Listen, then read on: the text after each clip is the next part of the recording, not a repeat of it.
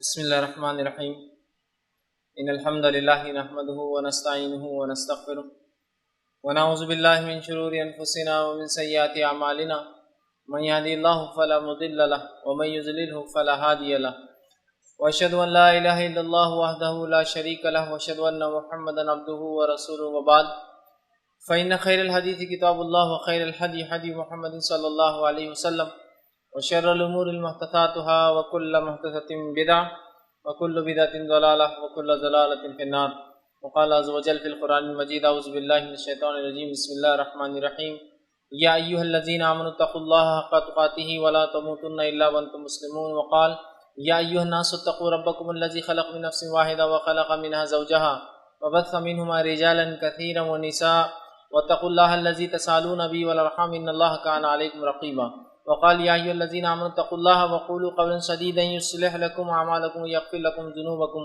ومن يطع الله ورسوله فقد فاز فوزا عظيما اللهم صل على محمد وعلى آل محمد كما صليت على إبراهيم وعلى آل إبراهيم إنك حميد مجيد اللهم بارك على محمد وعلى آل محمد كما باركت على إبراهيم وعلى آل إبراهيم إنك حميد مجيد رب اشرح لي صدري ويسر لي أمري واحلل عقدة من لساني يفقهوا قولي وقال النبی صلی اللہ علیہ وسلم ترکت فیکم امرین لن تضلوا ما تمسکتم بہما کتاب اللہ و سنتی اما بعد۔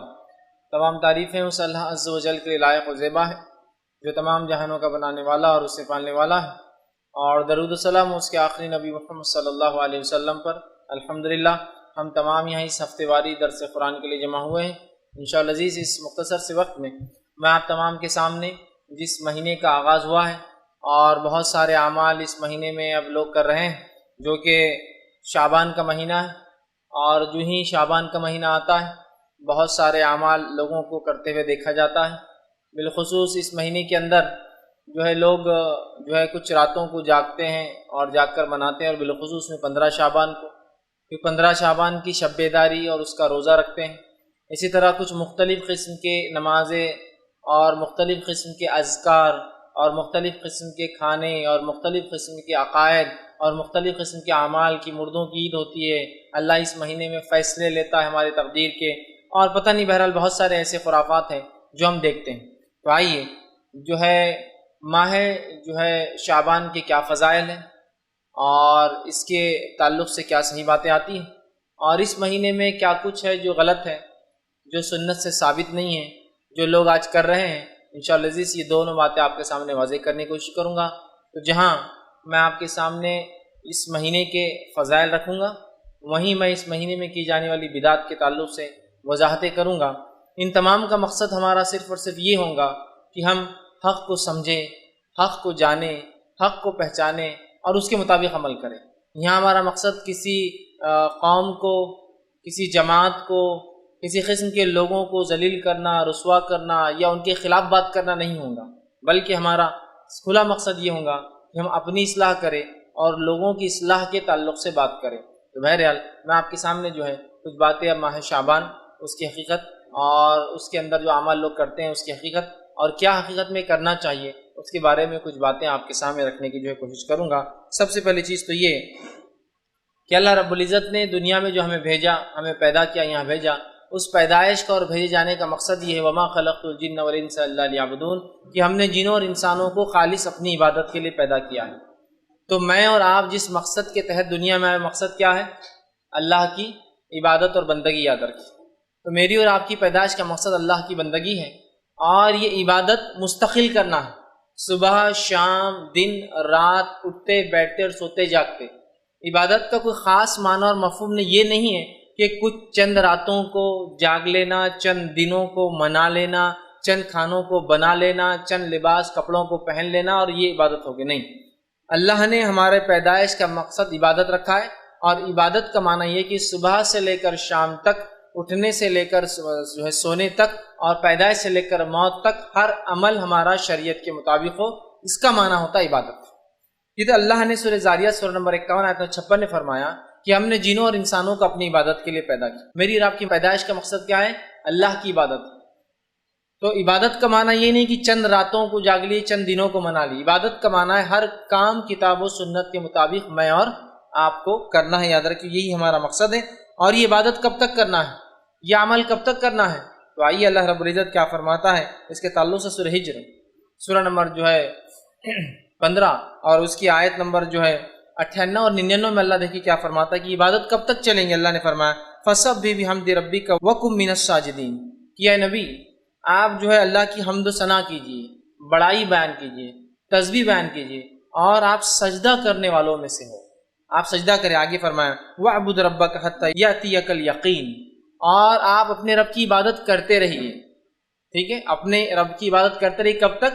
جب تک کہ آپ کو موت نہ آ جائے۔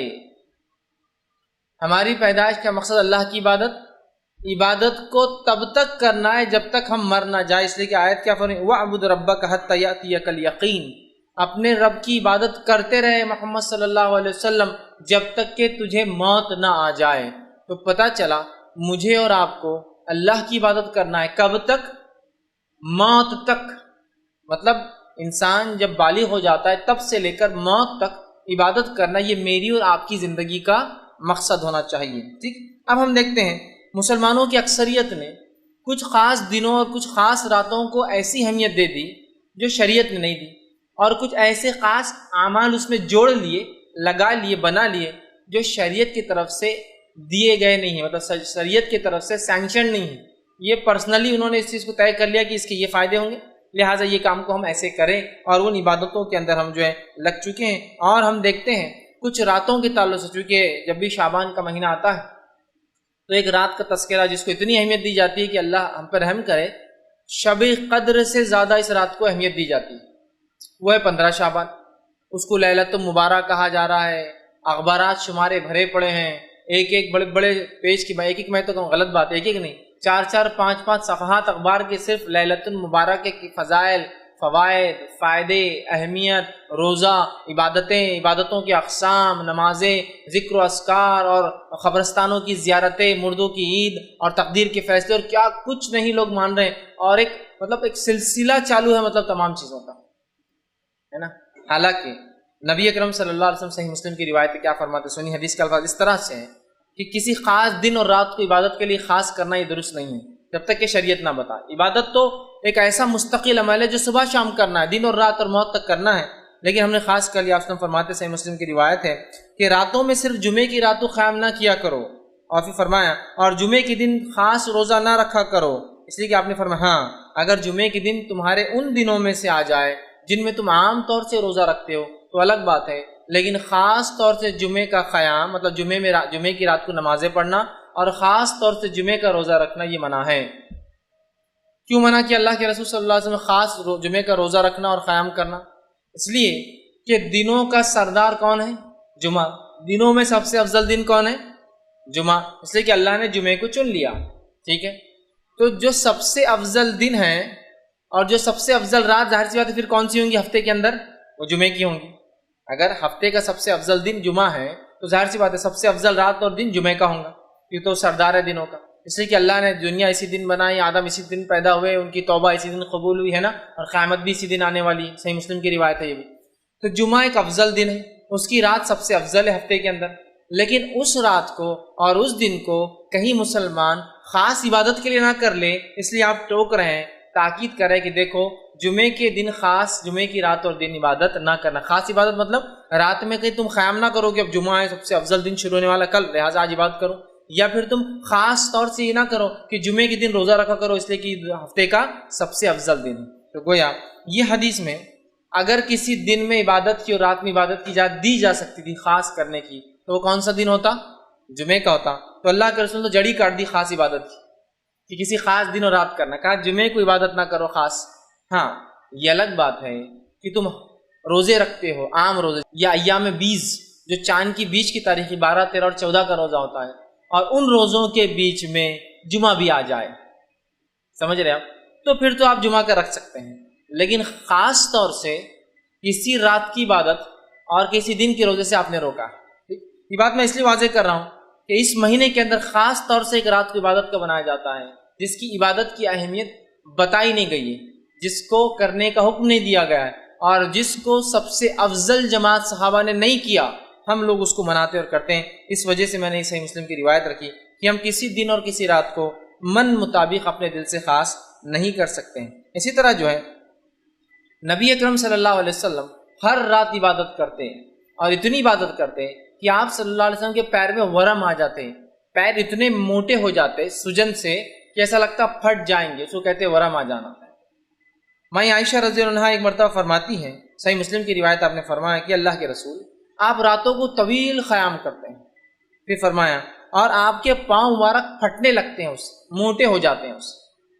تو آپ جو ہے حالانکہ آپ کو اللہ نے بخش دیا، آپ کے اگلے پچھلے گناہ معاف ہے، پھر کیوں اتنی آپ مشقت کرتے ہیں، پھر کیوں اتنی آپ عبادت کرتے ہیں؟ تو آپ صلی اللہ علیہ وسلم نے فرمایا اور کہا، اے عائشہ کیا میں جو اللہ کا شکر گزار بندہ نہ بنوں؟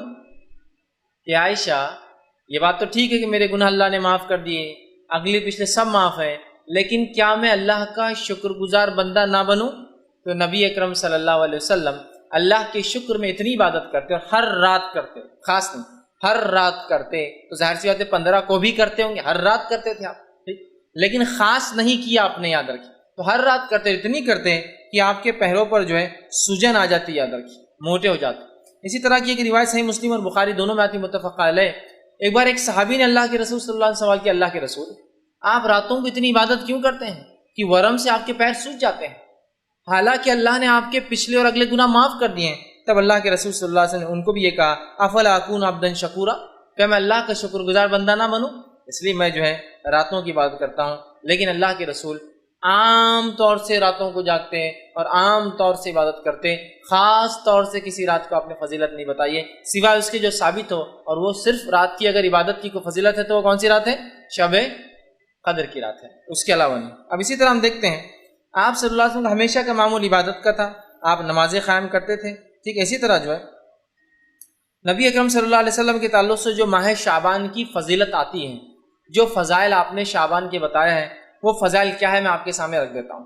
اب ان فضائل کو سن کر آپ کو پتہ چل جائیں گے کیا اس مہینے میں کرنا ہے، باقی تمام چیزیں آپ سمجھ لیے ہو جائیں گے، ٹھیک۔ آئیے اس کے فضائل میں آپ نے کیا فرمایا اور کیا کہا، اس تعلق سے جو حدیثیں آتی ہیں وہ یاد رکھیں، صرف 2 ہی ایسی روایتیں ہیں جس میں اللہ کے رسول صلی اللہ علیہ وسلم اس کے فضائل بتائیں۔ پہلی متفق علیہ روایت، صحیح بخاری اور صحیح مسلم کی روایت ہے، آپ صلی اللہ علیہ وسلم فرماتے ہیں، عائشہ رضی اللہ عنہا فرماتی ہے کہ رسول اکرم صلی اللہ علیہ وسلم اس مہینے اتنے روزے رکھتے کہ اس کو چھوڑتے نہیں۔ مطلب اللہ کے رسول، حدیث کے الفاظ یوں ہیں، رسول اللہ صلی اللہ علیہ وسلم روزے رکھتے تھے یہاں تک کہ ہم کہتے تھے کہ آپ روزے نہیں چھوڑتے، پھر روزے چھوڑ دیتے تھے یہاں تک کہ ہم جو ہے سمجھتے تھے کہ آپ روزے نہیں رکھیں گے۔ اور میں نے رسول اکرم صلی اللہ علیہ وسلم کو کبھی بھی کسی مہینے میں مکمل مہینے کے روزے رکھتے ہوئے نہیں دیکھے سوائے رمضان المبارک کے، اور اللہ کے رسول صلی اللہ علیہ وسلم کو شعبان سے زیادہ کسی مہینے کے روزے رکھتے ہوئے نہیں دیکھا گیا۔ تو پتہ چلا نبی اکرم صلی اللہ علیہ وسلم شعبان کا پورا مہینہ روزہ رکھتے تھے، اور اس کے علاوہ رمضان کا رکھتے تھے، اور اس کے علاوہ کسی مہینے کے کمپلیٹ روزے آپ نہیں رکھتے تھے۔ تو یہ شعبان کی ایک فضیلت ہے کہ نبی اکرم صلی اللہ علیہ وسلم اس مہینے میں کمپلیٹ پورا مہینہ روزہ رکھتے تھے۔ تو اگر کوئی شخص شعبان کو منانا چاہے، شعبان کی فضیلت کا فائدہ اٹھانا چاہے، تو اسے یہ کام کرنا چاہیے کہ جتنے ہو سکتے ہیں وہ شعبان میں روزے رکھے۔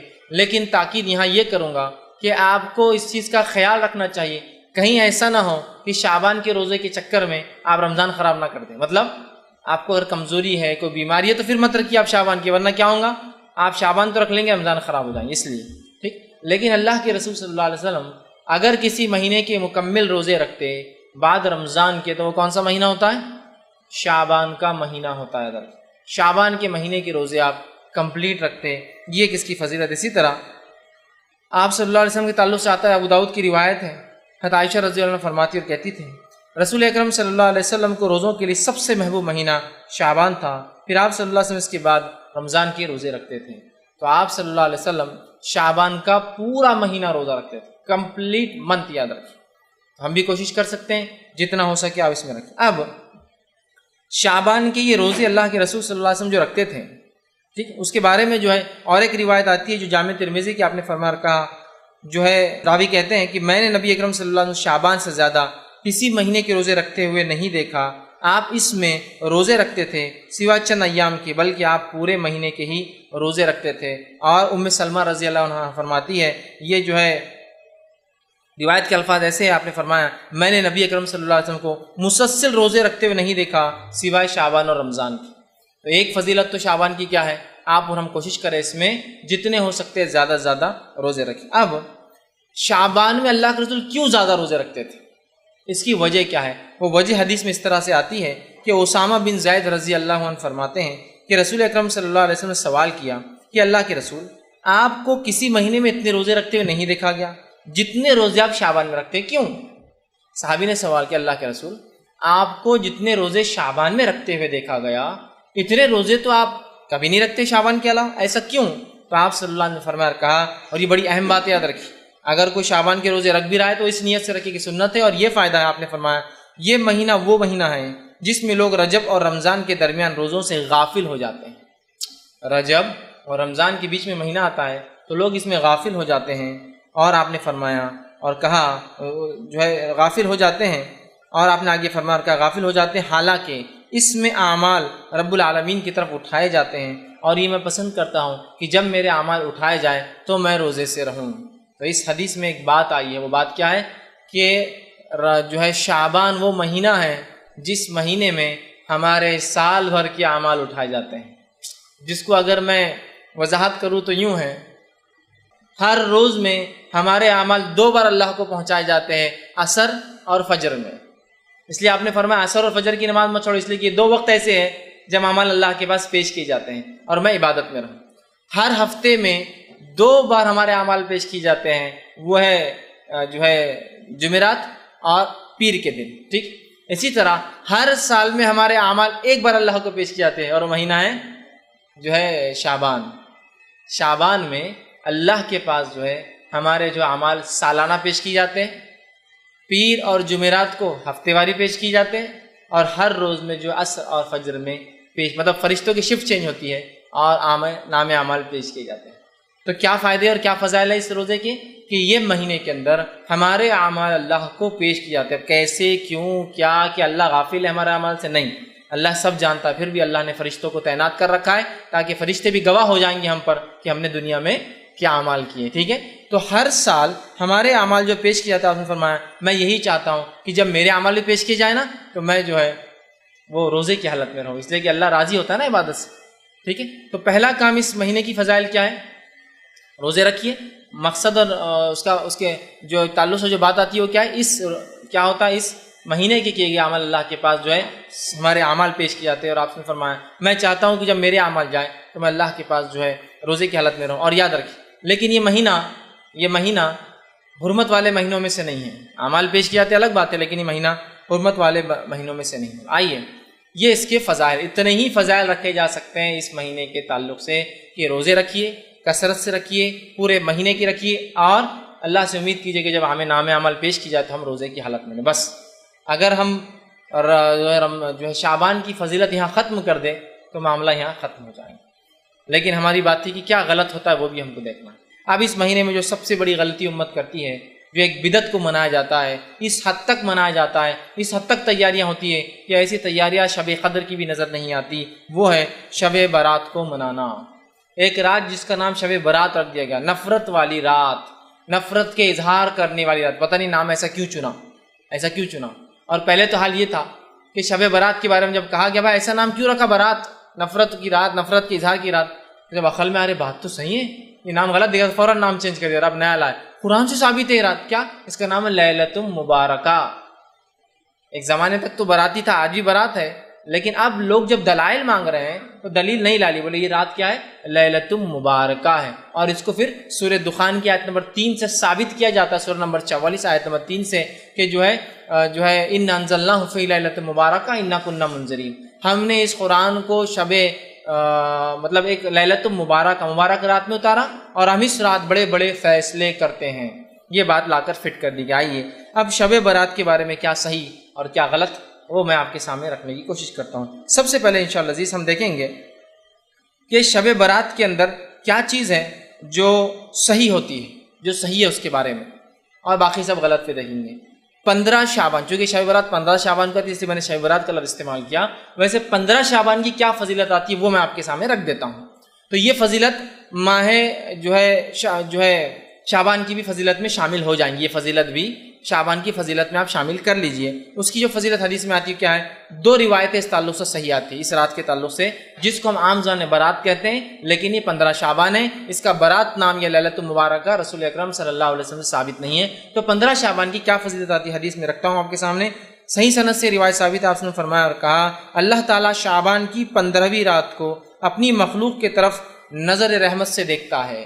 اللہ 15 شعبان کو اپنی مخلوق کی طرف نظر رحمت سے دیکھتا ہے، رحم کی نظر سے دیکھتا ہے، اور پھر آگے فرمایا اور کہا دیکھتا ہے، پھر مشرک اور کینہ پرور انسان کو چھوڑ کر باقی تمام مخلوق کو بخش دیتا ہے۔ تو یہ شعبان کی فضیلت بھی ہے اور 15 شعبان کی فضیلت ہے۔ اللہ تعالیٰ 15 شعبان کو اپنے مخلوق کو نظر رحمت سے دیکھتا ہے اور 2 لوگوں کو چھوڑ کر سب کو بخش دیتا ہے۔ پہلا مشرک کافر مطلب، دوسرا کینہ پرور جس کے دل میں دوسروں کے بارے میں بغض ہے، برائی ہے، حسد رکھتا ہے، جلن رکھتا ہے، یہ 2 لوگوں کی معافی نہیں ہوتی۔ یہ صحیح روایت ہے۔ دوسری حدیث اس طرح سے آتی ہے، اور جو ہے وہ حدیث اس طرح سے ہے کہ علامہ ناصر الالبانی نے اس کو جامع صحیح الجامع کے اندر روایت کیا کہ حدیث کے الفاظ اس طرح، بے شک اللہ تعالیٰ شعبان کی 15ویں رات کو اپنے بندوں پر رحمت سے نظر ڈالتا ہے، پھر مومنوں کو معاف کر دیتا ہے، کافروں کو ڈھیل دیتا ہے اور کینہ پرور لوگوں کو چھوڑ دیتا ہے، یہاں تک کہ اپنے دلوں سے کینے کو نکال دے۔ تو کیا ہوتا ہے 15 شعبان کو؟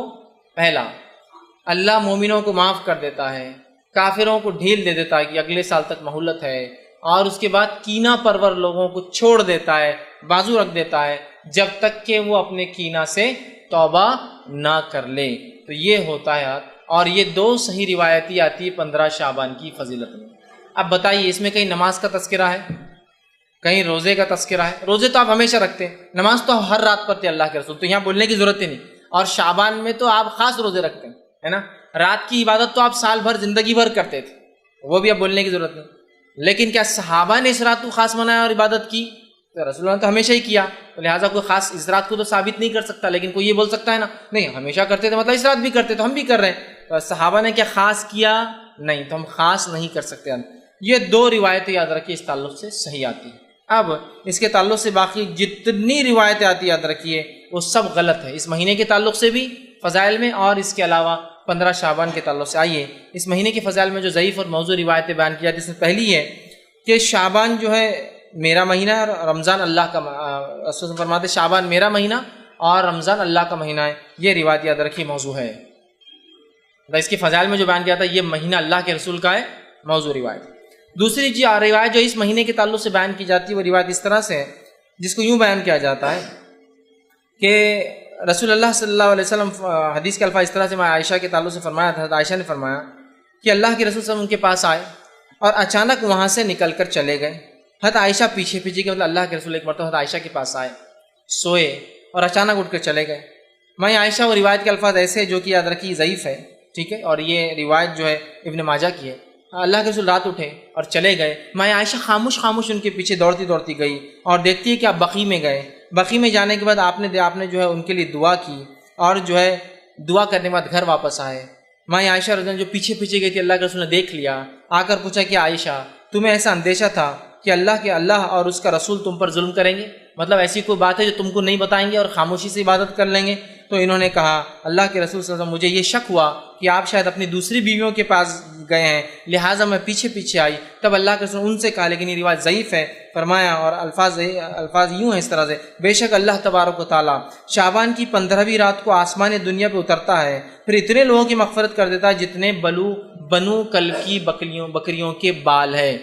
یہ روایت یاد رکھیے لیکن صحیح نہیں ہے، ضعیف ہے، کہ وہ اللہ کے رسول آئے ہیں، عائشہ سو رہی تھی، اٹھ کر گئے، وہ پیچھے گئی، آپ بقیع میں گئے، جنت البقیع جو قبرستان ہے، بقیع غرقد قبرستان ہے، آپ نے دعا کی، پھر اللہ کے رسول پلٹے تو بھاگ کر آئی، آ کر سو گئی۔ اللہ کے رسول سے پوچھا کیا تم مجھ پر شک کرتی ہو؟ تو کہا نہیں، بس مجھے ایسا لگا کہ آپ دوسرے بیویوں کے پاس تو نہیں چلے گئے، مطلب اللہ کے رسول ناانصافی کر رہے تھے حدیث کے مطابق، ضعیف روایت۔ پھر آ کے سو گئی، کہا مجھے ڈر تھا کہ آپ شاید دوسری بیوی کے پاس چلے گئے۔ پھر اللہ کے رسول نے کہا نہیں، میں تو اس لیے گیا کہ آج کی رات اللہ اتنے لوگوں کی مغفرت کرتا ہے جتنے بنو بکریاں ہوتی ہیں. یہ روایت ضعیف ہے، جبکہ صحیح حدیث میں کیا الفاظ آ چکے ہیں؟ اللہ تمام مومنوں کو بخش دیتا ہے. اب کیا خاص ہے؟ بکریوں کے بالوں کے برابر تو ایک لمٹ ہو گیا نا.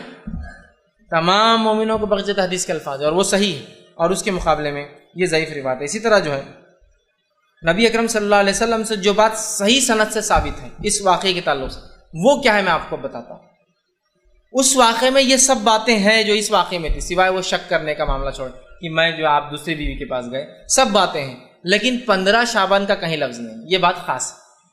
بہت سے لوگ بولتے دیکھو آپ نے اس حدیث کو ضعیف بولانا، صحیح مسلم میں روایت آتی ہے. 15 شعبان خاص نہیں ہے. اس میں کیا الفاظ ہے آئیے میں آپ کو سناتا ہوں. میں عائشہ رضی اللہ عنہا جو ہے کہ حجرے میں اللہ کے رسول سو رہے تھے. حضرت عائشہ کا بیان ہے کہ نبی صلی اللہ علیہ وسلم ایک رات اٹھے، میرے پاس تھے، اور جو ہے آپ جو چادر اوڑے ہوئے تھے وہ بازو رکھی اور جوتوں کو اتارا اور انہیں اپنے ساتھ، مطلب آپ آئے، جوتے اتارے، چادر جو حضرت عائشہ اوڑی ہوئی تھی اس کو آگے بچھایا اور اس کے اوپر لیٹ گئے. میرے سر کے پاس آپ کا سر تھا. اس کے بعد وہ کہتی ہے ابھی کچھ دیر گزری تھی کہ آپ صلی اللہ علیہ وسلم نے یہ سمجھا کہ میں سو گئی ہوں. آپ آہستہ سے اٹھے، اٹھ کر چادر اٹھا کر اتاری، جوتا پہنا اور دروازہ کھول کر باہر نکلے. پھر دروازہ آہستہ سے بند کر دیا. میں اٹھی اور اپنے جو ہے سر میں چادر کو میں نے سر پر اوڑا اور دوپٹہ اوڑا اور اپنی چادر لپیٹ کے میں بھی ان کے پیچھے جو ہے نکل پڑی، پیچھے پیچھے چل پڑی. آپ صلی اللہ علیہ وسلم بقی پہنچے. بقی میں کافی دیر تک کھڑے رہے. وہاں اپنے 2 سے 3 مرتبہ ہاتھوں کو آسمان کی طرف بلند کیا. وہاں آپ کچھ دعائیں کر رہے تھے. اس کے بعد اللہ کے رسول دعا کر کے پلٹے. پھر میں بھی پلٹی. اللہ کے رسول تھوڑا تیز چلے تو میں بھی تیز بھاگی کہ جلدی پہنچوں. آپ ہلو ہوتے تو میں بھی ہلو ہوتی اور میں گھر میں آئی اور آ کر جلدی سے بستر پر سو گئی. چونکہ اللہ کے رسول کافی تیز چل رہے تھے، میں بھی تیز آئی تو میری سانس پھول رہی تھی، سینہ اوپر نیچے ہو رہا تھا. پھر وہ کہتی ہے آپ صلی اللہ علیہ وسلم میری طرف دیکھا، فرمایا عائشہ تمہیں کیا ہوا ہے، تمہاری سانس کیوں پھول رہی ہے؟ تو فرمایا میں نے کہا کچھ نہیں، کوئی بات نہیں، ویسی سانس پھول رہی میری. پھر اللہ نے فرمایا یا تو تم خبر دو یا مجھے بتا دو یا مجھے اللہ تبارک و تعالیٰ جو باریک بین ہے وہ اوپر سے وہی بھیج دیں گا تم کیا کر رہی تھی. بلکہ مطلب یا تو تم بول دو کیا ہوا یا تو اللہ ہمیں کو بتا دیں گا وہی کے ذریعے. تب آپ نے فرمایا اور کہا، میں نے کہا میری ماں باپ آپ پر قربان، پھر میں آپ کو سب بتا دیتی ہوں، ضرورت نہیں آپ کو کسی سے جبرائیل علیہ السلام سے پوچھنے کی، میں پھر آپ کو بتا دیتی ہوں کیا ہوا. اور فرمایا آپ سے انہوں نے کہا کہ آپ نے فرمایا اچھا تو وہ تمہارا سایہ تھا جو میرے آگے چل رہا تھا. نے فرمایا کہ آپ سے جب تیز چل رہے تھے تو ایک سایہ تھا جو آگے چل رہا تھا، لیکن آپ کو نہیں پتا کون تھا وہ. تو کہا اچھا تو کیا وہ تمہارا، مطلب آپ سے پورا بھاپ گئے اب کیا ہوا، وہ سانس جو چل رہی تھی چلنے کی وجہ سے. اچھا تو کیا وہ تمہارا سایہ تھا جو میرے آگے چل رہا تھا؟ تو ماں عائشہ نے کہا جی ہاں وہ میرا سایہ تھا جو آپ کے آگے چل رہا تھا. پھر آپ سے فرمایا اور میرے سینے پر اپنی ہتھیلی سے اس طرح سے مارا کہ مجھے تھوڑی سی تکلیف ہوئی. ایسا مارا اب تھوڑی تکلیف کی، مطلب تم باہر نکلی تھی اور اس طرح سے مجھے سینے پر مارا جس کی تکلیف مجھے تھوڑی سی محسوس ہوئی. اس کے بعد آپ صلی اللہ علیہ وسلم نے فرمایا اور کہا تمہارا خیال کیا تھا کہ اللہ اور اس کے رسول تم پر ظلم کریں گے؟ تمہارا کیا خیال تھا کہ میں اور اللہ اور اس کے رسول تم پر ظلم کریں گے؟ میں نے دل میں کہا لوگ چاہتے ہیں چاہے چھپائیں، اللہ تعالیٰ تو جان لینے والا ہے. ہاں واقعتاً اللہ تعالیٰ سب کچھ جانتا ہے. مطلب حضرت عائشہ دل میں سوچنے لگی کہ چھپا کیا فائدہ کیا، اللہ تو جانتا ہے. ان کے دل میں ایک وہ تھا کہ کہاں جا رہے ہیں، بلکہ ایک تھوڑا سا وہ تھا. پھر آپ نے فرمایا اور کہا، حدیث کے الفاظ صحیح مسلم کی روایت ہے جو پڑھ رہا ہوں یہ صحیح ہے. آپ نے فرمایا اور کہا جب تم نے دیکھا تو اس وقت میرے پاس جبرائیل علیہ السلام آئے. اب سنو کیا ہوا تھا. جب تم نے مجھے دیکھا میں اٹھ کر جا رہا ہوں تو جبرائیل میرے پاس آئے تھے اور انہوں نے تم سے چھپتے ہوئے مجھے آہستہ سے آواز دی، تو میں نے بھی تم سے چھپاتے ہوئے ان کو آہستہ سے جواب دیا. لیکن جبرائیل ہمارے کمرے میں داخل نہیں ہو سکتے تھے اس لیے کہ تم نے پورے کپڑے پہنے ہوئے نہیں تھے، لہٰذا وہ باہر رکے ہوئے تھے اور وہ مجھے آہستہ سے کلام کر رہے تھے. میں آہستہ سے جواب دے رہا تھا اور جو ہے انہوں نے مجھے جگایا اور مجھے جو ہے خوف تھا، چونکہ مجھے ایسا لگا تم سو رہی ہو تو مجھے خوف تھا کہیں تم نیند سے اٹھ نہ جاؤ، اس لیے میں نے تمہیں نہیں جگایا اور خاموشی سے چلا گیا. اور میں نے خاموشی سے اس لیے گیا کہ تم اکیلے رہنے سے ڈرتی ہو، مجھے پتا ہے رات میں، لہٰذا میں نے چپکے سے دروازہ بند کیا کہیں تم اٹھ نہ جاؤ. مطلب اللہ کے رسول سمجھ جاتا ہے کہ وہ سو رہی ہے لیکن وہ سو نہیں رہتی. حدیث سے بھی پتہ چل اللہ کے رسول صلی اللہ علیہ وسلم غائب کا علم نہیں تھا، ورنہ آپ کو پتہ چل جاتا تھا کہ عائشہ سو رہی ہے نہیں سو رہی ہے، پیچھے کون تھا آگے کون تھا. بہرحال تو مجھے لگا اور تم ڈرتی ہو اس لیے میں نے سوچا کہ تم خوف میں مبتلا نہ ہو جاؤ، خاموشی چلا گیا. جبرائیل علیہ السلام نے مجھ سے کہا کہ آپ کے رب نے حکم دیا ہے کہ آپ اہل بقیع کے پاس جائیں اور وہاں جا کے ان کے لیے مغفرت کی دعا کریں۔ میں عائشہ رضی اللہ عنہا انہوں نے کہا اور فرمایا میں نے اس کے لیے کیسے دعا کروں؟ حضرت عائشہ نے کہا کہ اب میں ان کے لیے کیسے دعا کروں؟ آپ نے تو دعا کر لی۔ پھر اللہ کے رسول صلی اللہ علیہ وسلم نے فرمایا اور کہا ان کے لیے تم دعا کیا کرو، اور ایک دعا جو ہے سکھائی۔ یہ صحیح مسلم کی روایت ہے۔ اس حدیث میں جو صحیح ہے، نہ کوئی تذکرہ ہے کہ وہ جو ہے مہینہ کون سا تھا، اور نہ ہی تذکرہ ہے کہ 15 شعبان کی فضیلت میں آپ نے یہ بیان کیا۔ یہ صحیح روایت۔ پہلے جو روایت تھی ترمذی ابن ماجہ کی، وہ ضعیف روایت تھی جس میں 15 شعبان کا تذکرہ ہے، جبکہ صحیح روایت صحیح مسلم کی ہے جس کے اندر کوئی شعبان کا تذکرہ اور کوئی 15 شعبان کا تذکرہ نہیں ہے، یاد رکھ لیجیے۔ ٹھیک ہے، یہ ایک کوئی رات تھی۔ اس کے تعلق سے شرح میں محدثین لکھتے ہیں یہ رات جس رات اللہ کے رسول بقیع گئے تھے اور یہ واقعہ ہوا، یہ آپ کی وفات سے 5 دن پہلے کا واقعہ ہے۔ یہ جو ہے 7 ربیع الاول کا واقعہ ہے۔ بہرحال جو بھی رہا ہوگا، مقصد یہ تھا کہ بقیع والوں کی فضیلت بتائی جائے، نبی کی دعا کی اہمیت بتائی جائے، اور بقیع والوں کی فضیلت کی نبی نے ان کے لیے دعا کی، مغفرت کی دعا کی۔ اور اس سے ایک بات اور قبرستان جا کر مغفرت کی دعا کی جا سکتی ہے، یہ بھی پتہ چلتا ہے۔ یہ مسائل اس سے نکلتے ہیں۔ اس کے علاوہ نہ شعبان کا تذکرہ ہے نہ 15 شعبان کا تذکرہ ہے۔ اب ہم کیا کرتے ہیں؟ نہیں، اللہ کے رسول بقیع گئے تھے، ہر کوئی قبرستان جا رہا ہے۔ وہ اللہ کے رسول کے لیے خاص عمل تھا ایک رات میں جانے کا۔ اس سے ہمیں جو عام بات پتہ چلتی ہے، ہم قبرستان جا سکتے ہیں، دعا کر سکتے ہیں، لیکن اللہ کے رسول خاص تھا وہ رات میں جانا۔ نہ ہی وہاں شعبان کا تذکرہ ہے اور نہ ہی وہاں 15 شعبان کا تذکرہ ہے۔ یہ عام بات تھی جو آپ گئے، ٹھیک، اور آپ نے جو ہے بقیع والوں کے لیے دعا کی، ٹھیک۔ اسی طرح جو ہے اب ایک صحیح حدیث کے مقابلے میں ایک ضعیف حدیث کو حجت نہیں بنایا جا سکتا، یاد رکھیے، ٹھیک۔ اسی طرح ایک روایت آتی ہے کہ جو ہے یہ بھی ضعیف ہے، یاد رکھیے، جو بیان کی جاتی ہے وہ یہ ہے جب شعبان کی 15ویں رات آئے تو تم میں سے جو شخص قیام کرے گا اور اگلے دن روزہ رکھیں گے، کیونکہ اس رات کی شام سے ہی اللہ تعالیٰ آسمانی دنیا پر جو ہے جلوہ افروز ہو جاتا ہے، کیا اور آواز لگائی جاتی ہے کیا کوئی ہے مغفرت کا طلب کرنے والا کہ میں معاف کر دوں؟ کیا کوئی ہے جو ہے جو سوال کرنے والا، میں اس کے سوال کو پورا کروں؟ یہ فجر تک چلتا ہے۔ ایک اور روایت بیان کی جاتی ہے اس مہینے کے تعلق سے، یہ روایت بھی یاد رکھیے، یہ جو صحیح روایت نہیں ضعیف ہے، وہ کیا ہے کہ اس رات اللہ تعالیٰ آسمانی دنیا پر آتا ہے، ایک آواز لگائی جاتی ہے کوئی مغفرت کے مانگنے والا؟ میں معاف کرنے بیٹھا ہوں۔ ہے کوئی معافی طلب کرنے والا؟ ہے کوئی سوال کر میں دینے بیٹھا ہوں؟ یہ روایت ضعیف ہے، جبکہ اس کے مقابلے میں صحیح مسلم کی حدیث کیا ہے دیکھیے آپ، یہ کب ہوتا ہے؟ اللہ کے رسول فرماتے اور کہتے ہیں ہمارا رب جو بابرکت اور بلند مرتبے والا ہے، ہر رات کا جب آخری تہائی حصہ باقی رہتا ہے تو آسمانی دنیا کی طرف نزول کرتا ہے، پھر کہتا ہے کون ہے جو مجھ سے معافی دعا مانگے گا، میں اس کی دعا قبول کروں گا؟ کون ہے جو مجھ سے سوال کرے گا، میں اس کے سوال کا جواب دوں گا؟ کون ہے جو مجھے معافی طلب کرے گا، میں اسے معاف کروں گا؟ اور آپ نے فرمایا یہ ہر رات معاملہ ہوتا ہے، ہر رات۔ تو 15 شعبان خاص نہیں ہے، وہ ضعیف روایت ہے اور یہ صحیح روایت ہے۔ سمجھ میں آ گئی بات؟ 15 شعبان خاص نہیں ہے، اللہ ہر رات، روز، ہر رات کی آخری پہر جس کو ہم کہتے ہیں جو سحر کا آخری وقت، تہجد کا وقت، آسمانی دنیا پہ آتا ہے، آواز لگاتا ہے اور ہر مانگنے والے کو دیا جاتا ہے جو وہ مانگتا ہے۔ یہ 15 شعبان اس کے لیے خاص نہیں ہے جس طرح سے ہم لوگوں نے کر دیا، ٹھیک۔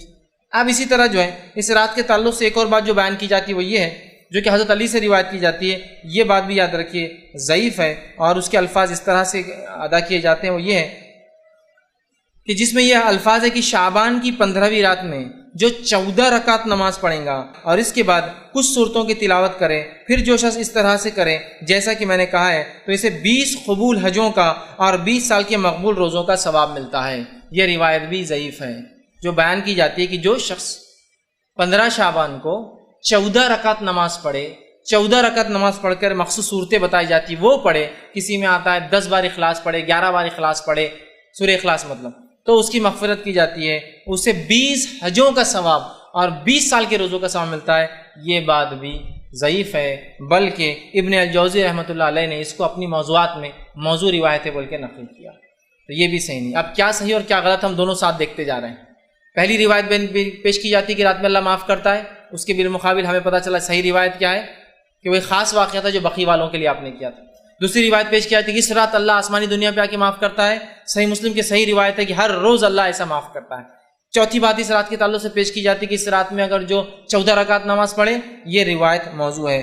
پانچویں بات اس رات کے تعلق جو فرمائی جاتی ہے جو غلط ہے وہ یہ ہے کہ صلاۃ الالفیہ، ایک نماز پڑھی جاتی ہے 100 رکعت، الف کہتے ہیں جو ہے صلاۃ الالفیہ جو پڑھی جاتی ہے، جس کے بارے میں آتا ہے کہ حضرت علی کو اللہ کے رسول نے فرمایا اور ارشاد فرمایا کہ جو اس رات میں 100 رکعت نماز پڑھے، ٹھیک، 100 رکعت نماز پڑھے اور 100 رکعت کی ہر ایک رکعت کے اندر سورہ فاتحہ کے بعد 10 مرتبہ سورہ اخلاص پڑھے تو وہ جو اللہ سے مانگے گا وہ عطا کیا جائے گا، حتیٰ کہ لوح محفوظ پر بھی اگر اس کے بارے میں لکھ دیا گیا ہو یہ بدبخت اور جہنمی ہوں گا اور وہ سوال کرے تو وہ مٹا کر لکھ دیا جائے گا یہ جنتی ہے اور اس کے سے بدبختی ہٹا دی جائیں گی۔ یہ روایت موضوع ہے، یہ روایت موضوع ہے، اس لیے کہ ذرا آپ تصور کیجئے رات چالو ہوتی ہے مغرب سے،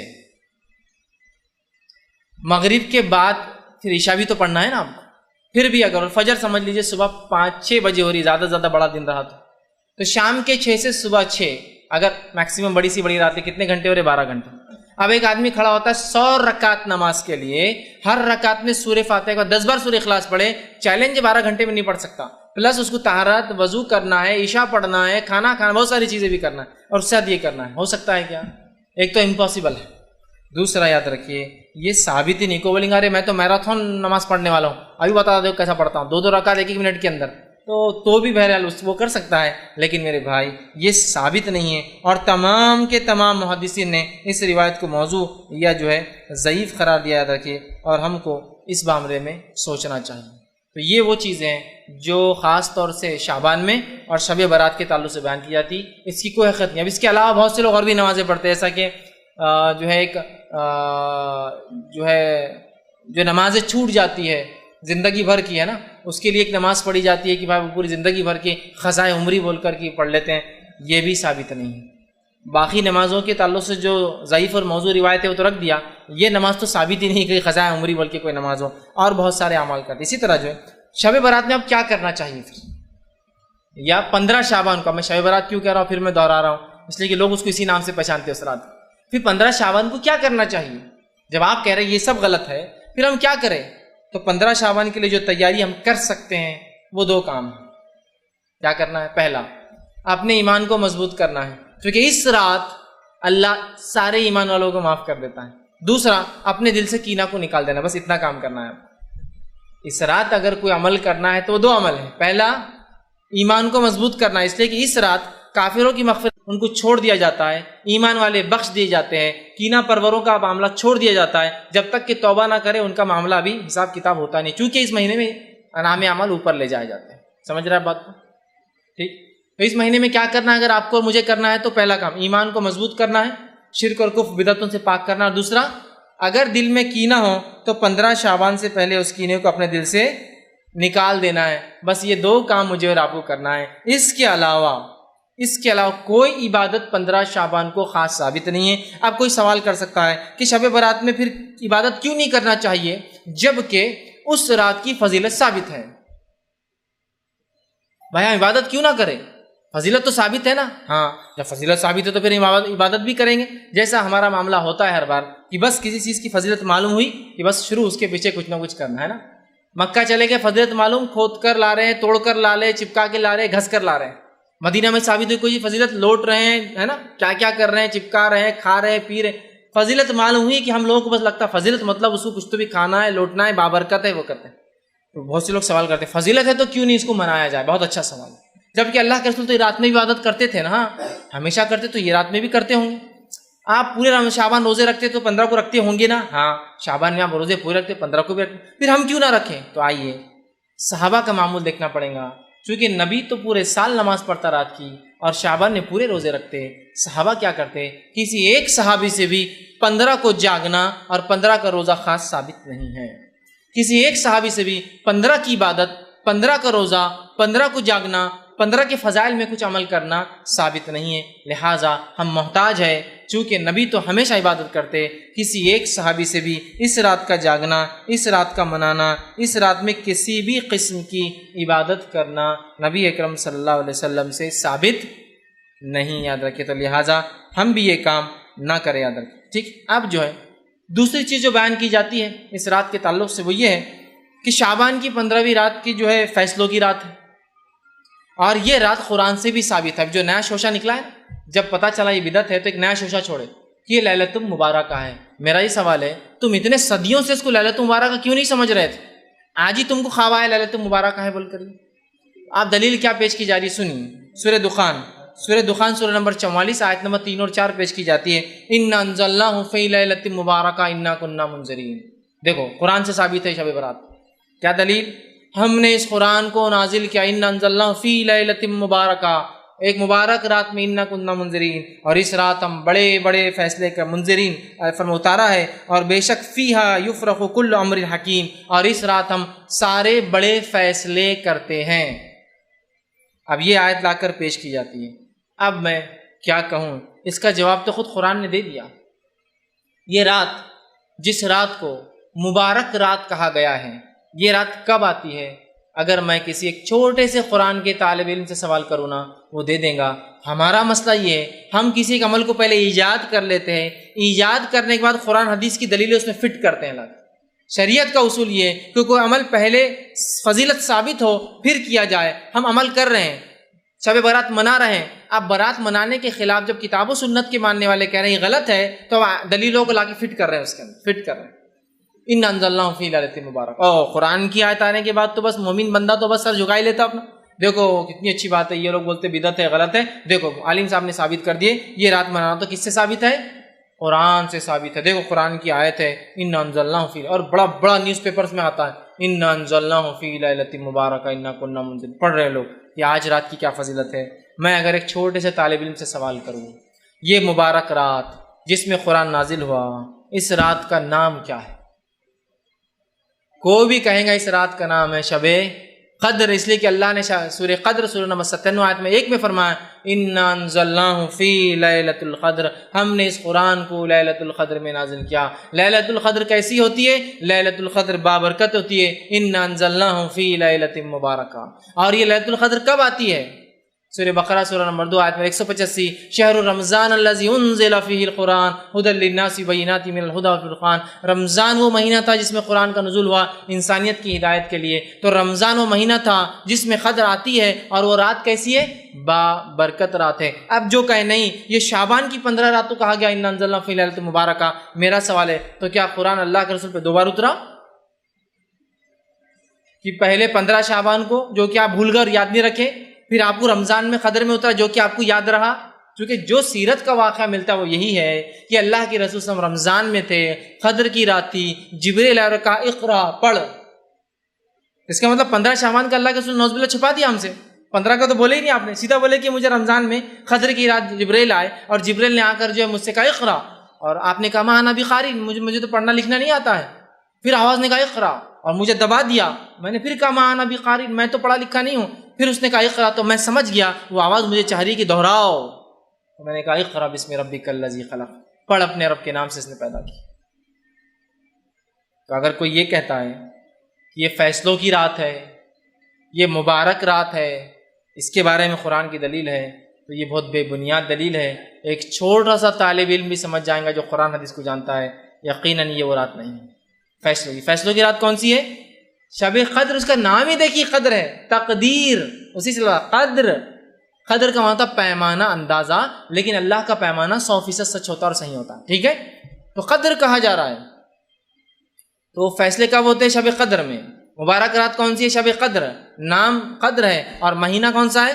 رمضان ہے۔ تو لہٰذا جو لوگ اس آیت کو لا کر شب برات پہ یا 15 شعبان پہ فٹ کرتے ہیں، وہ درحقیقت قرآن کے ساتھ جو ہے کھلواڑ کر رہے ہیں، اس کا مذاق اڑا رہا ہے کہ پھر 2 بار اترا، ایک بار مبارک تھا، دوسری بار قدر تھی، کیسی عجیب بات ہے، یہ سمجھنے کی ہمیں سخت ضرورت ہے۔ اس کے بعد جو ہے جو بات بیان کی جاتی ہے اس رات کے تعلق سے وہ یہ ہے کہ اس میں جو اللہ فیصلے لیتا ہے تقدیر کے، اس کی تفصیلات میں نے دے دی۔ تقدیر کے فیصلے اور مبارک رات وہ یہ نہیں ہے جو بیان کی جا رہی ہے، بلکہ وہ شب قدر ہے۔ دوسری ایک اور بات بیان کی جاتی ہے کہ مردوں کی عید ہوتی ہے شب برات، 15 شعبان کو کیا ہوتا ہے؟ مردوں کی عید ہوتی ہے۔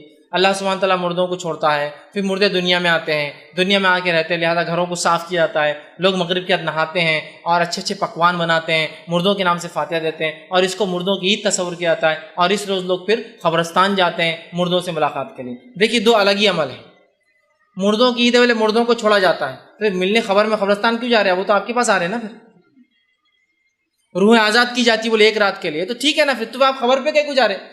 جب اگر میں کہوں کہ ایک آدمی جیل میں اسے آزاد کیا گیا ہے، چھٹی دی گئی، پرول پر چھوڑا گیا ہے، تو جیل میں جا کے کیوں مل رہے ہیں آپ پھر اس کو؟ اب تو نکل گیا نا، وہ تو گھر آ رہا ہوں آپ کے ملنے کے لیے۔ جب عقل سے کوئی کام ہوتا ہے نا شریعت کے خلاف، تو ایسی سر جو ہے نا جیسا وہ ایک لوہے کی دیوار پہ سر مارنے جیسا معاملہ ہو جاتا ہے۔ بول رہے ہیں کہ مردوں کی عید ہے، مردے آتے ہیں، روحوں کو چھوٹ ملتی ہے، چھٹی دی جاتی ہے، تو میرا سوال ہے پھر قبرستان کیوں جاتے ہو؟ اچھا چھٹی دی تو خبر میں آ کے بڑھ جاتے ہیں کہ مردے، چھٹی لینے کے بعد تو وہ تو گھومیں گے پھریں گے نا ان کی روحیں۔ اور دلیل کیسی دی جاتی دیکھیے، اس رات اترتے ہیں روحیں، بولے دلیل کیا ہے؟ قرآن سے دلیل، اور ماشاء قرآن آئے تو ہم تو پھر جھک جاتے ہیں، کیا ہے کہ ان جو ہے تنزل الملائکۃ والروح، اتنی آیت بس ٹکڑا آتی ہے، اترتے ہیں اس رات روح اور فرشتے۔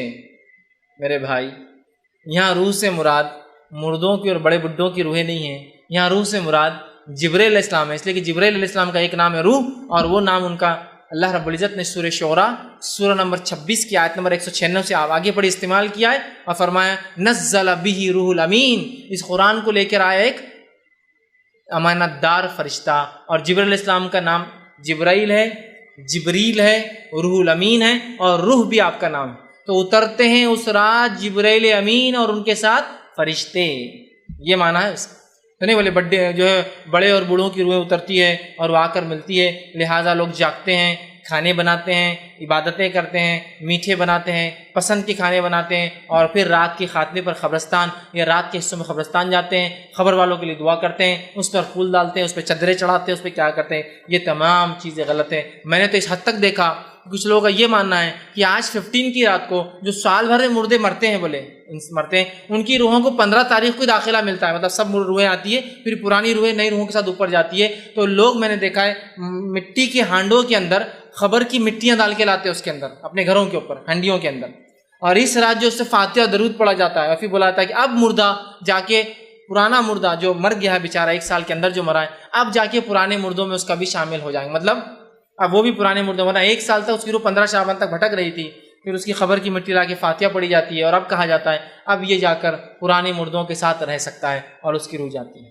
یہ سب مشرکانہ عقائد ہیں، ان سب کا اسلام سے میرے بھائیوں کچھ لینا دینا نہیں ہے، اور یہ رات کو جو ہے نہ اللہ فیصلے لیتا ہے، اس رات میں نہ مردوں کی عید نہ مردوں کی روحیں آتی ہے، نہ اس رات کے اندر کوئی فضیلت ثابت ہے سوائے اس مہینے میں روزوں کی فضیلت، اور 15 شعبان کو اللہ مومنوں کو معاف کر دیتا ہے، کافروں کو انتظار کرتا ہے، ڈھیل دیتا ہے، کینہ پرور لوگوں کو چھوڑ دیتا ہے حساب کو، تاکہ وہ کینہ کو دل سے نکال لے۔ تو اگر اس مہینے میں کچھ کرنا ہے شعبان کو آپ کو اور مجھے، کثرت سے روزے رکھنا ہے، کثرت سے روزے رکھنا ہے۔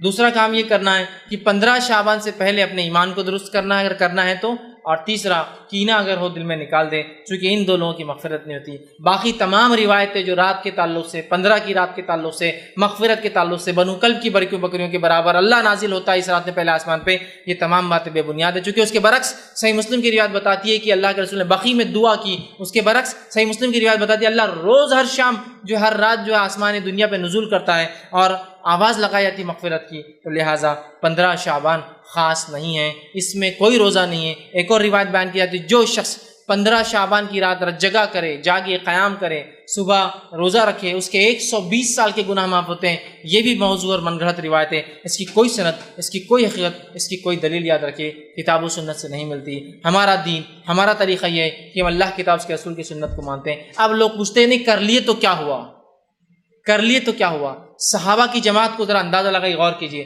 صحابہ کسی نیکی کو نہیں چھوڑتے تھے، کیا چھوڑتے تھے؟ صحابہ کسی نیکی کو نہیں چھوڑتے تھے۔ میں آپ سے سوال کرتا ہوں، اللہ کے رسول صلی اللہ علیہ وسلم 23 سال دنیا میں رہے، 23 سال میں یہ بار 22 بار تو کم از کم آئیں گی، آپ نے اس رات کو منایا کیا؟ صحابہ میں سے خلفاء راشدین 30 سال حیات رہے، اس کے بعد آپ کی حکومت رہی، کسی نے حکم دیا کہ کل شعبان ہے، 15 ہے، جاگنا ہے، صبح روزہ رکھنا ہے؟ اس کے بعد کیونکہ آپ کی حدیث ہے کہ آج 100 سال کے بعد آج سے ہم میں سے کوئی زندہ نہیں رہے گا سال تک، مطلب 110 ہجری میں آخری صحابی کا انتقال ہوا، ٹھیک ہے؟ تو 110 ہجری تک کسی نے یہ رات منائی ہے کیا؟ یہ تقریباً کم بیشی رات 5ویں صدی میں 475 ہجری کے بعد منانا شروع ہوئی۔ صحابہ کا ایک بھی اثر موجود نہیں ہے جس کے اندر پتہ چلے کہ صحابہ اس رات میں کسی قسم کی عبادت کرتے تھے۔ قرآن سے تو دلیل چھوڑی دیجیے، اگر آپ قرآن کی دلیل بولیں گے تو مذاق ہو جائیں گے، ہنسی آئیں گی۔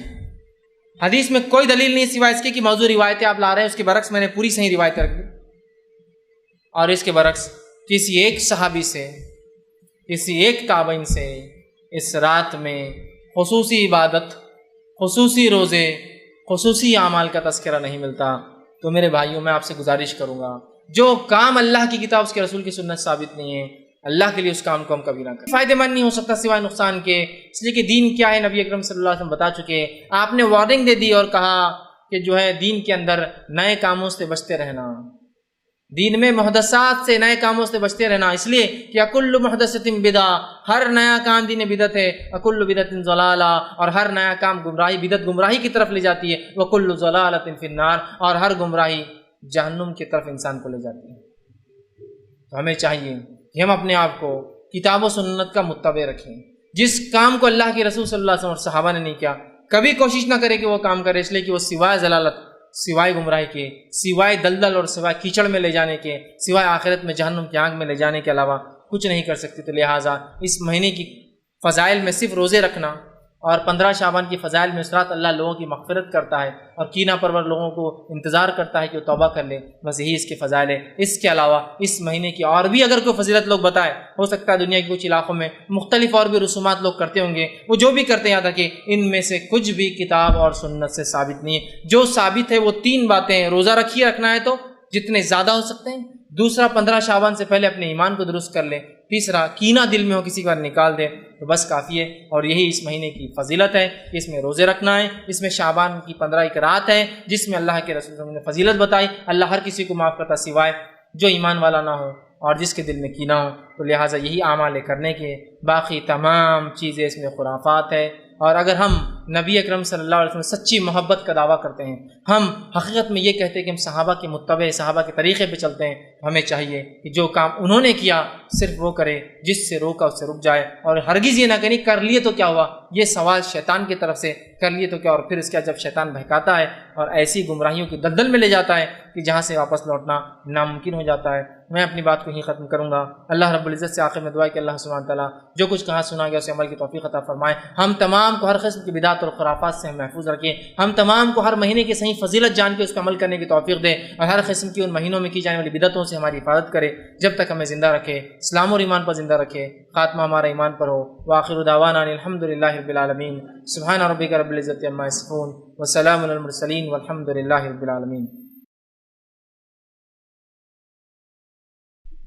بسم اللہ الرحمن الرحیم، الحمدللہ رب العالمین، والصلاة والسلام علی خاتم النبیین والمرسلین، رب اشرح لی صدری ویسر لی امری واحلل عقدۃ من لسانی یفقہوا قولی۔ السلام علیکم فیض جی، میرا سوال روزے سے تعلق ہے جی۔ اس مہینے میں نبی صلی اللہ علیہ وسلم پورے مہینے روزے رکھتے تھے یا نہیں رکھتے تھے، یہ پوچھنا ہے مجھے، کیونکہ میں نے کہیں سنا ہے، پڑھا تو نہیں ہے، کہ نبی صلی اللہ علیہ وسلم نے کہا ہے کہ رمضان سے 15 دن پہلے تک تم روزے رکھ سکتے، اس کے بعد نہ رکھے، کیونکہ تم رمضان میں کمزور نہ ہو جائے روزے رکھنے کے لیے۔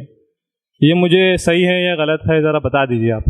بھائی نے ایک اچھا سوال کیا کہ انہوں نے کہا کہ اللہ کے رسول صلی اللہ علیہ وسلم نے منع کیا بعد آدھے نصف شعبان کے بعد روزے رکھنے سے، کہا کہ تم رمضان کے روزوں میں کمزوری نہ آئے۔ تو دیکھیے میں نے اس کی وضاحت تقریر میں کر دی تھی، تو یہ ہے کہ بات صحیح تو یہ ہے کہ آپ صلی اللہ علیہ وسلم کی جو سنت ہے وہ یہ ہے کہ آپ اس مہینے میں سب سے زیادہ روزے رکھتے یا پورے مہینے کے روزے رکھتے۔ دوسرا، ایسا آدمی جس کو ڈر ہے کہ روزے رکھنے کی بنیاد پر اس کے رمضان کے روزے چلے جائیں گے تو وہ پھر اس مہینے روزے کم کر دے۔ سمجھ رہے آپ؟ میں نے بات وضاحت کر دی تھی۔ جس آدمی کو اس چیز کا ڈر ہے کہ اس مہینے اگر وہ پورے روزے رکھیں گا اس میں کمزوری آ جائیں گی، اس کے اندر رمضان روزے کی رکھنے کی طاقت نہیں ہوگی، تو پھر اس آدمی کے لیے منع ہے کہ وہ روزے رکھے۔ جیسے حضرت عمر کے تعلق سے بھی آتا ہے کہ جو شعبان کے آخری دنوں میں روزہ رکھتا ہے اس کو روزہ توڑوا دیتے تھے۔ کیوں؟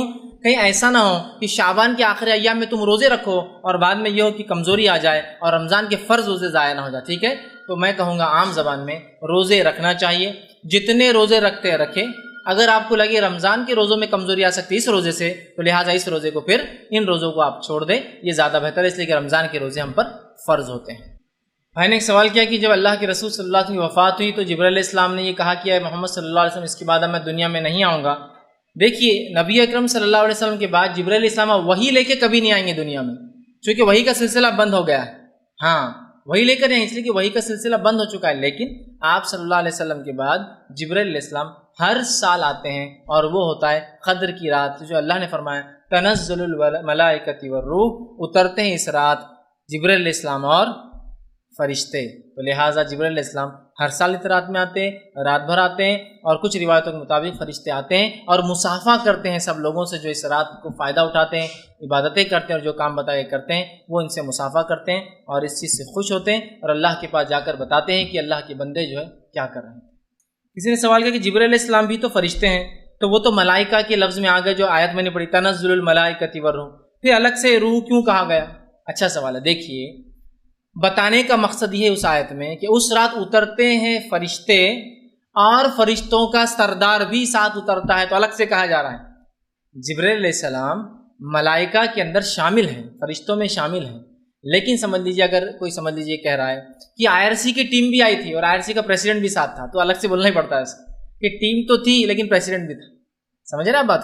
تو لہٰذا فرشتے تو آ رہے ہیں لیکن فرشتوں کا سردار بھی آ رہا ہے۔ جبرائیل علیہ السلام بہت اونچا مقام رکھتے ہیں کہ فرشتوں میں، اللہ کے مقرب فرشتوں میں سے یہ بھی ایک ہے، اور انبیاء کو جو وہی لاتے ہیں یہی لاتے ہیں، ٹھیک ہے؟ تو لہٰذا الگ سے کہا جا رہا ہے۔ تو جو اللہ نے کہا تنزل الملائکۃ والروح سورہ قدر میں اس کا معنی ہے اترتے ہیں اس رات جبرائیل علیہ السلام اور فرشتے، وہ اس لیے کہا گیا کہ خاص طور سے بتانا مقصود تھا یہ رات کتنی اہمیت کی حامل ہے کہ جو فرشتہ صرف وہی لے کے انبیاء کے پاس آتا تھا، وہ اس کے بعد اگر آتا ہے دنیا میں تو قدر کی رات آتا ہے، اور اس رات کو ہم کتنے مزے سے ضائع کرتے ہیں، بلکہ بہت سے تو صرف ایک ہی رات مناتے ہیں، کون سی؟ 27 رمضان، جبکہ شب قدر آخری تاخراتوں میں سے 5 میں سے ایک ہے، 21 رمضان، 23 رمضان، 25 رمضان، 27 رمضان اور 29 میں سے کوئی ایک ہے۔ بتانے کا مقصد ہے اترتے اس رات فرشتے، جبرائیل اور جو ہے رحمتیں اور برکتیں اور تقدیر کا فیصلے جو فرشتوں کو دی جاتے کہ سال بھر کیا ہونا ہے، یہ سب ہوتا ہے۔ لہٰذا ہم قدر کی رات کو اہتمام کے ساتھ منانے کی کوشش کریں۔ میرا اس پر ایک چھوٹا سا عنوان ہے شب قدر کی اہمیت اور ہماری غفلتیں، ضرور اس عنوان کو دیکھیں آپ تاکہ کس غفلت میں اس رات کو مناتے ہیں۔ اللہ تعالیٰ میں صحیح توفیق عطا فرمائے کہ اس رات کا ہم صحیح فائدہ اٹھا کر 1000 مہینوں سے زیادہ کا ثواب حاصل کریں۔ السلام علیکم فیض بھائی کینہ پرور سے کیا مراد ہے؟ بھائی نے ایک سوال کیا کہ کینہ پرور سے کیا مراد ہے؟ کینہ پرور کا مراد یہ ہے کہ جو شخص اپنے دل میں بنا کسی شرعی عذر کے کسی کے بارے میں برائی رکھتا ہو، جیسے مثال کے طور پر میرے پڑوسی نے مجھے فلاں دن دھکا دے دیا تھا، ٹھیک ہے معاف کر دینا چاہیے، اب آپ کینہ رکھ رہے، اب اگلی بار ملیں گا نا تو اس کو پنچ ماروں گا، اس کو یہ کروں گا، اس سے بدلہ لوں گا، ان کے گھر نہیں جاؤں گا، ان کو معاف نہیں کروں گا اور فلاں کینہ۔ یا کسی کو دیکھ کر آپ کو جلن اور حسد ہو گئی، مطلب کوئی تعلق نہیں آپ کا اس سے، لیکن بس آپ نے دیکھا رہے اس کے پاس یہ نعمت آ گئی، شروع سے جلن، سمجھ رہا، بری باتیں کر رہے ہیں، اس کے خلاف بات کریں۔ تو کینہ سے مراد کسی مومن بندے کے بارے میں بلا کسی شرعی عذر کے آپ دل میں کوئی بات رکھیں۔ دیکھیں شرعی عذر سے آپ رکھ سکتے ہیں، ایک انسان ہے جو کتاب و سنت نمازی نہیں پڑھتا تو آپ اس کے دل میں رکھ سکتے ہیں کہ اللہ یہ تیرے وجہ سے میں اس کے دل میں برائی رکھتا ہوں کہ یہ تیرے دین، وہ تو ایک الگ چیز ہے، لیکن بنا شرعی عذر کے دل میں کینہ رکھنا، ویسے کینہ تو رکھنا ہی نہیں چاہیے، لیکن بنا شرعی عذر کے دل میں کینہ، کوئی ریزن نہیں، انہوں نے بلڈنگ بنا لی، بنگلہ بنا لیا، گاڑی لے لی تو کینہ چالو۔ تو کینہ سے مراد دل میں کسی قسم کی برائی رکھنا، تو ہمیں یہ چاہیے کوشش کرے کہ ہر روز معاف کر دے۔ سعد بن ابی وقاص رضی اللہ عنہ کو اللہ کے رسول صلی اللہ علیہ وسلم نے 3 مرتبہ کہا وہ آ رہا ہے جنتی، وہ آ رہا ہے جنتی، الگ الگ مقامات وہ آ رہا ہے جنتی۔ ایک صحابی تھے، ان کا نام عبداللہ تھا، عمر میں چھوٹے تھے، سوچا کہ سعد کیا کرتے ہیں جس کی وجہ سے ان کو 3 بار بشارت دی گئی۔ ایک مرتبہ گئے اور کہا اے سعد میں آپ کے گھر رہنا چاہتا ہوں اس لیے کہ میرے والد تھوڑے مجھ سے ناراض ہیں، تو کہا ٹھیک ہے رہو۔ 3 دن رہ کے غور سے پورا دیکھا کہ کیا کرتے ہیں سعد، دیکھا کچھ بھی ایسا نہیں کرتے ہیں جو دوسرے صحابہ نہیں کرتے ہیں۔ بعد میں کہا ہے سعد میں تمہارے پاس ایسے چپ بول کر آ گیا تھا کہ میرے والد ناراض ہیں، لیکن تم تو ایسا کوئی کام نہیں کرتے ہو جو دوسرے صحابہ نہ کرتے ہو۔ تو کہا میں ایک کام ایسا کرتا ہوں جو شاید جس کی وجہ سے مجھے جنتی کہا گیا، وہ یہ ہے ہر رات جب سوتا ہوں تو سونے سے پہلے دل میں سب مسلمانوں کے بارے میں جو بھی برائی نکال دیتا ہوں، سب نکال دیتا اور پھر سو جاتا۔ شاید یہ وجہ ہے کہ رسول اللہ نے مجھے جنتی کہا۔ تو یہ بہت اہم عمل ہے۔ کینہ سے مراد دل میں کسی مومن بھائی یا بہن کے بارے میں بلا شرعی عذر کے برائی رکھنا۔ السلام علیکم فیض بھائی. ہمارا سوال ہے کہ کوئی لوگ رجب اور شعبان کے پورے منتھ کے روزے رکھتے ہیں، تو یہ بات کہاں تک صحیح ہے؟ بھائی نے سوال کیا رجب اور شعبان کے پورے روزے رکھنا کہاں تک صحیح ہے. تو رجب میں بھی اللہ کے رسول صلی اللہ علیہ وسلم روزے رکھتے تھے، یہ بات بھی ہم نے وضاحت میں نے پچھلی بار لی تھی. تو آپ چاہے تو رجب میں بھی روزے رکھیں.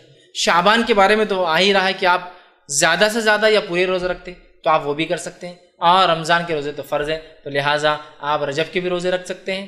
شعبان کے روزے تو آپ سب رکھتے تھے، بالکل ثابت ہے، اور رمضان کے روزے تو بالکل ہے، یہ بھی ثابت ہے. تو لہٰذا آپ رجب بھی رکھ سکتے ہیں، شعبان ہے اور رمضان، تینوں میں رکھ سکتے ہیں. فیض بھی میرا سوال ہے، جب فرض روزے رمضان کے چھوٹ جائے کوئی عذر کی وجہ سے، اور وہ بعد میں رمضان روزے تو رکھ سکتا ہے، لیکن مطلب 6 مہینے کے بعد اس کی طبیعت ٹھیک ہو جائے اور وہ سوچے کہ میں روزے رکھ لیتا ہوں، لیکن 1 مہینہ پہلے مطلب یہ مہینے میں روزے رکھتا، تو اسے یہ مہینے کا ثواب بھی مل پائے گا یا کچھ اس بارے میں بتائیے. بھائی نے ایک اچھا سوال کیا کہ اگر کوئی شخص جو ہے رمضان کے روزے چھوٹے ہو اور رکھ نہیں پایا اور اب یہ مہینے میں رکھنا چاہتا ہو رمضان سے پہلے، تو کیا وہ رکھے؟ تو رمضان کی قضا روزے اور شعبان دونوں کے روزوں کا ثواب ملے گا؟ تو نہیں، اسے صرف فرض روزے کی قضا کا ثواب ملے گا، شعبان کے روزے کا ثواب نہیں ملے گا، اس لیے کہ شعبان کا روزہ اسے الگ سے رکھنا ہے. تو لہٰذا رمضان کی جو شعبان کا فائدہ اٹھانا چاہتا ہے، رمضان کے روزے نہیں رکھا ہے تو پہلے رکھ لے تاکہ شعبان کے روزوں کا وہ الگ سے فائدہ اٹھائے. انشاءاللہ ہم اپنی بات کو یہیں ختم کریں گے. وآخر دعوانا الحمدللہ رب العالمین. سبحان ربک رب العزۃ عما یصفون وسلام علی المرسلین والحمد للہ رب العالمین.